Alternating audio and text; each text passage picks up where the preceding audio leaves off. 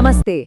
चलिए बिना किसी देरी के आज के इस बेहद दिलचस्प विश्लेषण में गोता लगाते हैं।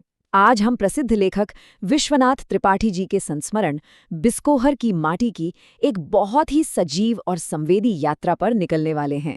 ये चर्चा हमें सीधे एक भारतीय गांव के धड़कते हुए दिल तक ले जाएगी। हम यहाँ सिर्फ तथ्यों की बात नहीं करेंगे, बल्कि सचमुच महसूस करेंगे कि कैसे गांव की मिट्टी, वहाँ की हवा और वो बचपन की यादें इंसान के जहन में हमेशा हमेशा के लिए बस जाती हैं। एक ऐसी दुनिया जहाँ प्रकृति और हमारी भावनाएं एक दूसरे में पूरी तरह से घुल मिल गई हैं। अब जरा इस बात पर गौर कीजिए, ये विचार कितना गहरा और मार्मिक है कि जमीन की महक और एक माँ की महक, ये दोनों अलग हैं ही नहीं बल्कि बिल्कुल एक हैं। बचपन की उन यादों में माँ के शरीर से आने वाली वो हल्दी और दूध की जानी पहचानी गंध गांव की सौंधी मिट्टी के साथ कुछ इस तरह एकाकार हो जाती है कि उन्हें अलग करना लगभग नामुमकिन सा लगता है। ये सीधे तौर पर दिखाता है कि हम अपनी जड़ों से कितनी गहराई से जुड़े होते हैं। अब मन में जरा पूरब टोले के इस नज़ारे को उकेर कर देखिए। पूरा तालाब कमल के फूलों से भरा हुआ है।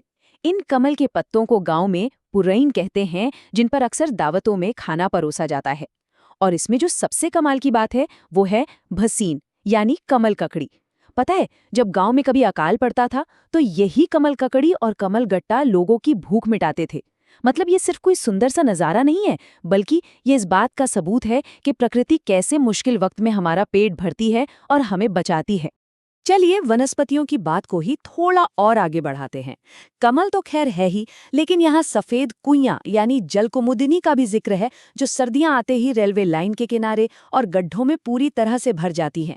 और फिर आते हैं हरसिंगार के फूल। इनकी मादक महक तो सचमुच पूरे मौसम की पहचान बन जाती है। ये सब सिर्फ पेड़ पौधे नहीं हैं, बल्कि ये बिस्कोहर की वो जीवित पहचान है जिनके साथ वहाँ के बच्चे बड़े होते हैं, मानो वो उनके दोस्त हों। चलिए अब इस चर्चा के अगले पड़ाव पर चलते हैं, मातृत्व, प्रेम और प्रकृति। देखते हैं कि मातृत्व की ये भावना प्रकृति के साथ कैसे जुड़ी हुई है। अब इस वाक्य को देखिए। ये दिलशाद गार्डन के डियर पार्क की एक बहुत ही बारीक सी स्मृति है। वहाँ एक बत्तख अपनी चोंच को सख्त किए और आंखों को पूरी तरह से सतर्क किए हुए अपने अंडों को से रही है। जैसे ही कोई कौवा या कोई और खतरा आसपास मंडराता है, वो तुरंत अपने पंखों को फुलाकर उन अंडों को छिपा लेती है। यह दृश्य बिल्कुल उग्र सुरक्षात्मक वृत्ति का प्रतीक है। मतलब वो किसी भी कीमत पर अपने बच्चों पर आंच नहीं आने देना चाहती।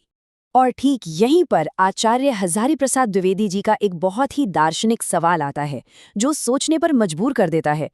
क्या ये सब बिना किसी प्रयोजन के है? जरा सोचिए, ये कैसा रहस्यमयी जुड़ाव है जो एक बत्तख और एक इंसान माँ के भीतर बिल्कुल एक जैसी सुरक्षा की भावना पैदा करता है।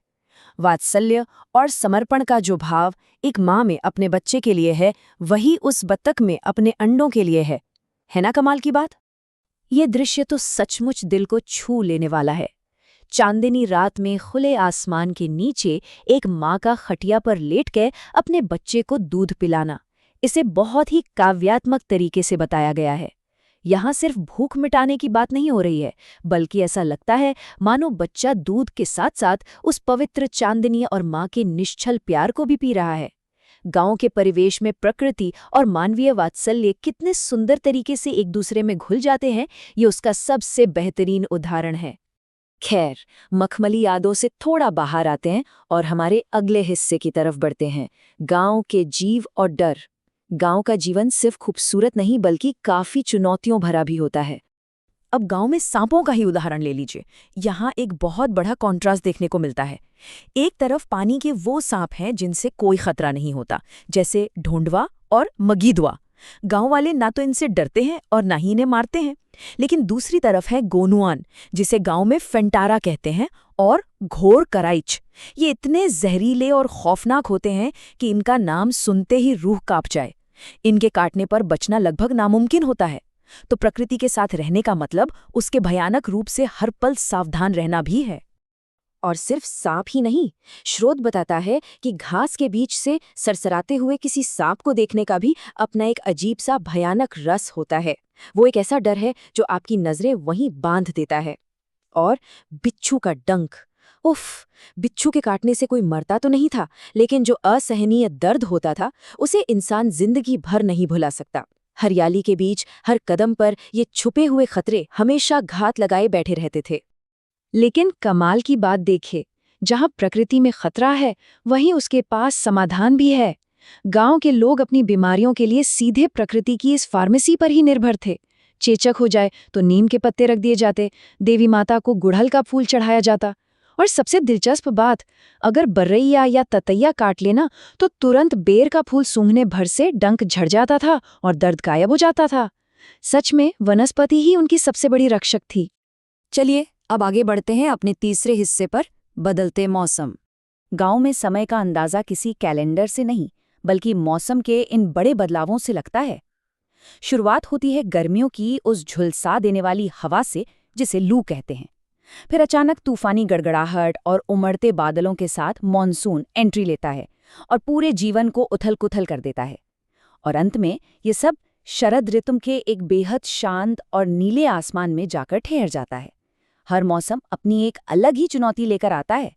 गर्मी में लू से बचने के लिए धोती या कमीज में प्याज बांधना और कच्चे आम को भूनकर उसका पन्ना पीना, ये उनके देसी नुस्खे थे। और फिर जब बारिश आती तो वो सिर्फ राहत ही नहीं लाती बल्कि अपने साथ कीचड़, दाद खाज और भिनभिनाते कीड़े मकोड़ों जैसे जोंक, केंचुआ और मच्छरों की एक पूरी फौज भी लेकर आती। तो बरसात एक तरफ खुशी लाती थी तो दूसरी तरफ एक नया रोजमर्रा का संघर्ष भी शुरू कर देती थी। और भारी बारिश के बाद जब मिट्टी से जीवन फूटता है तो जरा इस लाइन की लय को महसूस कीजिए। धान, कोदो, कुटकी, गोभी, परवल, हर तरफ बस फूल ही फूल खिले हैं। जिसने कभी धान और भुट्टे के फूलों की उस ताज़ा गंध को महसूस नहीं किया, वो शायद उस ग्रामीण खुशी को कभी समझ ही नहीं सकता जो खेतों के लहलहाने पर होती है। ये लिटरली जीवन का एक उत्सव है। अब हम अपनी चर्चा के सबसे आखिरी और सबसे गहरे पड़ाव पर पहुंच गए हैं, सौंदर्य, कला और स्मृतियां। यहाँ एक बहुत ही मंत्रमुग्ध कर देने वाला किस्सा है। एक बड़े रिश्तेदार की कहानी जिनकी अद्भुत सुंदरता यादों में हमेशा के लिए सफेद जूही के फूल की उस नशीली महक और उजली चांदनी के साथ जुड़ गई।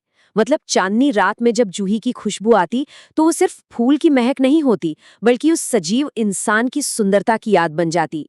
प्रकृति की सुंदरता और इंसान की सुंदरता मिलकर कैसे हमारी यादों में हमेशा के लिए अमर हो जाती है, ये उसका बेहतरीन उदाहरण है। और हमारी जो सबसे पक्की यादें होती है ना, वो इन्हीं गंधों से बनती हैं। माँ के शरीर से आने वाली हल्दी दूध की महक, दिन भर मेहनत करने वाले पिता के कुर्ते के पसीने की गंध, तालाब की वो चिकनी मिट्टी या फिर ताजे गेहूं और खीरे की सौंधी खुशबू।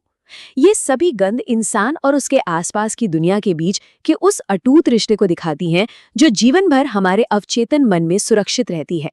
तो बात यहाँ आकर ठहरती है कि ये सभी प्राकृतिक अनुभव ही वो नींव हैं जो हमें उच्च कोटि की कला को समझने के लायक बनाते हैं। गंध और संगीत जीवन को जोड़ने वाले सबसे बड़े पुल हैं। जब उस्ताद बड़े गुलाम अली खां साहब अपनी पहाड़ी ठुमरी अब तो आओ साजन गाते हैं तो उसकी तड़प, उस इंतजार को सच में वही गहराई से महसूस कर सकता है जिसने प्रकृति के इन कच्चे रंगों और गंधों को जिया हो। ये संवेदी स्मृतियां ही कला के दुख सुख को असली जिंदगी से जोड़ती हैं। तो आज की इस चर्चा को समेटते हुए हम एक सवाल आपके सोचने के लिए छोड़ जाते हैं।